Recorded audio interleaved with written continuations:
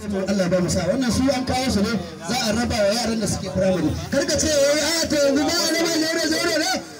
ne zauren ko akwai makaranta mun bi mai girma da gaci ya bada lokacin sa ku dubi girman mai girma da gaci dare da rana ya bada lokacin sa babu zauren da bamu duba domin ne saboda a samu ɗaliban da za su karatu a wannan primary amma ba ku sa yayanku ba to a yau dama ta samu da za a raba wa ƴaƴan da suke wannan makaranta kuma ba son zuciya in an ku duk ƴan makarantar nan ya an ku ne wallahi su za mu raba mu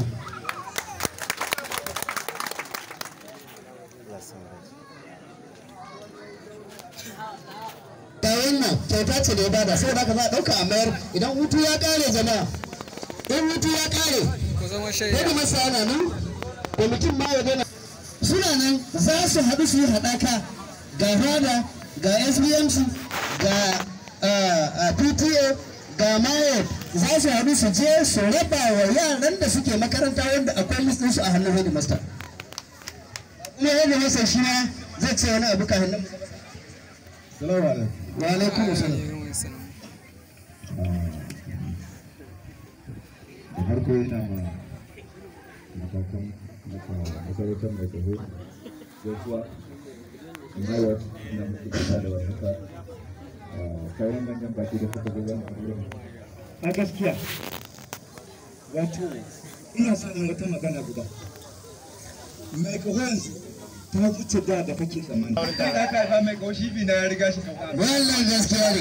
ko kuma an kana je gidan kusa da gobe ko Allah ka ce ya mun sani cewa shi kuma da haka ina ƙara gaya maka wallahi karka ya gaya muku dan mai kaho ne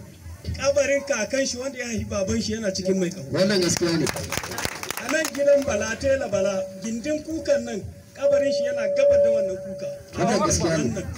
a nan garin aka haife shi wannan Yusuf Kwano don haka ya je anguwa ne ya sake dawowa gida yawa da ba yadda ka iya sai dai goya kuri dan rafala goya kuri mun dawo da kayan mu gida kuma sunan kakan shi Audu Waja